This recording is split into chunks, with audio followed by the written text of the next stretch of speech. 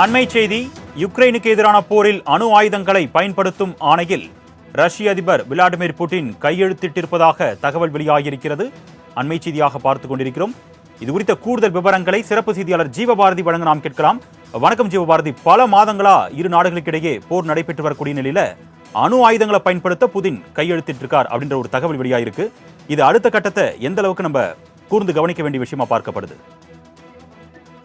Russia உக்ரைனுக்கு இடையே தொடர்ச்சியான போர் நடந்துட்டு இருக்கு. உலக நாடுகள் ரஷ்யா பக்க சில நாடுகளும் உக்ரைன் பக்க சில நாடுகளும் தொடர்ச்சியான ஆதரவு கொடுத்துட்டு இருக்காங்க.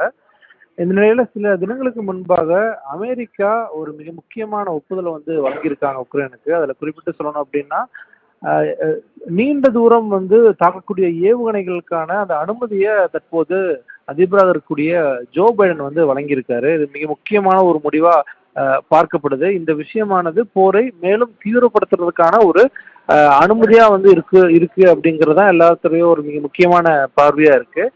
இந்த நிலையில இந்த உக்ரைன் ரஷ்யா போரானது 1000வது நாளை எட்டக்கூடிய சில சமயங்கள்ல அந்த குறிப்பிட்ட நாளை ஒட்டி நீங்க அணு ஆயுதத்தை பயன்படுத்தி உக்ரைன் மீது தொடர்ச்சியான தாக்குதல் நடத்தலாம் அப்படிங்கிற மிக முக்கியமான ஒரு அனுமதியை தற்போது ரஷ்ய அதிபர் புட்டின் கொடுத்திருக்காரு. அதுக்கான அந்த அந்த ஒப்பந்தம் சார்ந்த விஷயங்கள் கையெழுத்தாயிருக்கு. இதுவும் அடுத்த கட்ட ஒரு நகர்வா பார்க்கப்படுது. ஏன்னா ஜோ பைடனுடைய ஆட்சி முடிவுக்கு வரக்கூடிய ஒரு சூழல் இருக்கு. அவர் அடுத்ததாக இன்னும் 2 மாதங்களுக்குள்ளாக அந்த அதிபர் நாட்களிலிருந்து அகற்றப்பட்டு அடுத்ததாக மீண்டும் ட்ரம்ப் அந்த இடத்துல இருக்காரு. அப்படிங்கும் போது அந்த காலகட்டங்களுக்குள்ளாக குறிப்பிட்டு உக்ரைனுக்கு நம்மளால எந்த அளவுக்கான உதவிகள் வழங்க முடியுமோ அதை வழங்கவும் அப்படிங்கிறது தான் அவருடைய ஒரு எண்ணமா இருக்கு. ட்ரம்ப் வந்ததுக்கு பிறகாக அவருடைய ஒரு மிக முக்கியமான முடிவு என்னவா இருக்க போகுது அப்படிங்கிறது தான் கேள்வியா இருக்கு.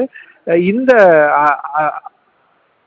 அமெரிக்க அதிபர் பைடனுடைய அந்த அனுமதி ஏன்னு சொல்லி பார்க்கும்போது, ரஷ்யா இராணுவத்திற்கு ஆதரவாக வடகொரிய இராணுவத்தினர் ஒரு குறிப்பிட்ட பகுதியில நிலைநிறுத்தி இருக்காங்க. அதன் காரணமாக தான் தற்போது அமெரிக்கா ஒரு மிக முக்கியமான முடிவை எடுத்திருந்தாங்க. அதற்கு பதிலடி கொடுக்கக்கூடிய விதமாக தற்போது உக்ரைன் இந்த முடிவை எடுத்திருக்காரு. ஜீவபாரதி, ரஷ்யாவுடைய எச்சரிக்கையும் மீறி யுக்ரைன் இப்போ தாக்குதலை தீவிரப்படுத்தி இருக்கக்கூடிய நிலையில இப்போ அணு ஆயுத கொள்கையில ரஷ்யா மாற்றம் கொண்டு வந்திருக்காங்க. ஒருவேளை யுக்ரைன் மீது அணு ஆயுத தாக்குதல் நடத்தப்பட்டா இதை எப்படி யுக்ரைன் எதிர்கொள்ளும்? இல்ல, இப்போ உக்ரைன் அவர்களுக்கு வழங்கப்பட்டிருக்கூடிய அந்த நீண்ட தூர ஏவுகணையை பயன்படுத்த தொடங்கி இருக்காங்க.